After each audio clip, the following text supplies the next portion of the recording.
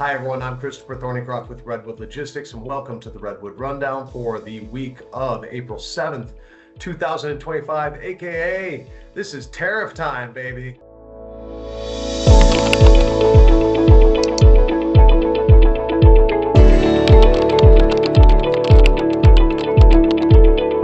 Anyone that wants to talk about tariffs, we can talk about tariffs at the dinner table, get ready to talk about tariffs over Easter, the whole thing. This is insanity. I'm not talking about tariffs because whatever I would say by the time this is up would be backwards anyway, so who cares? Let's talk about what we do know. We know that volume is down in the environment. And we see volume slipping. We're back at volume levels that we haven't seen since really the beginning of 2020, pre-COVID. Gotta go back to February 2020 before we've seen volumes this low. You know what is not that low at the same time? Price. We still are looking at prices that are higher than where we were for the most part of last year, sitting at around $1.70, $1.71, moving around. That's that before fuel number. Again, fuel's come way down. That's helping out carriers. That's keeping a couple of carriers in there. But overall, that pressure still on price, that upward pressure on price, that downward pressure on service, the pain that people are feeling in trying to get things moved. What do we attribute that to? That is the large amount of capacity that continues to come out of the environment. We are at the Cross-Border Logistics Council over here in Monterrey, Mexico, back in Monterrey, back with my friends in Mexico.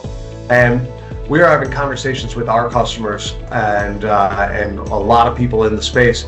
And everyone's coming to the same conclusion that, hey, it is still getting harder out there. It is harder to find the good providers. There has been a lot of capacity that's been pushed out of the environment. And what we continue to tell everyone is the same thing. This is going to continue.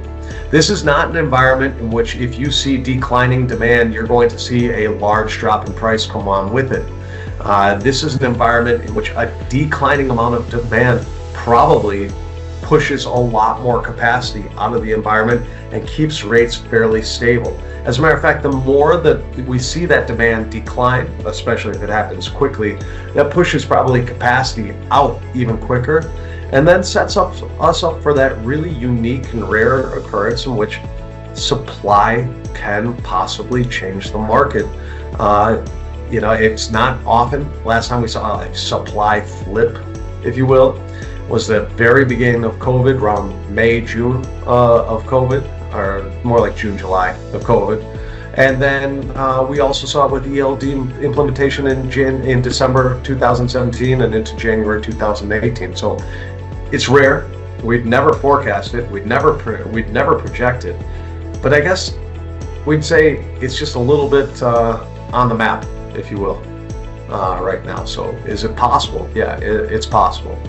Bottom line, it's a weak environment out there. There's a lot of people trying to push downward pressure on rates. It's going to be really hard to get rates to go down dramatically. I'm not saying that they won't slip. Chances are rates will slip at some point. But the basement is pretty much where we're at, and the ceiling is a lot higher. If there is even that seasonal demand pickup, especially if we see a lot of capacity come on out in April and the front half of May, if you see a lot of that come on out, and then you start to get into road check and produce season, etc., then you could see a lot of pressure arise quickly. Keep in mind too, we're watching the South. We're watching the South very, very, very closely. There is a discrepancy between the type of capacity that's coming out of places in the North and places in the South. In the North, such as Chicago, not the same amount of capacity coming out of the market.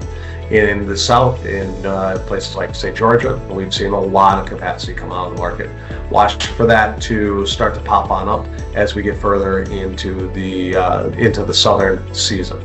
That's all we got for this week. Hope you have a great one. Take care, everyone. Bye.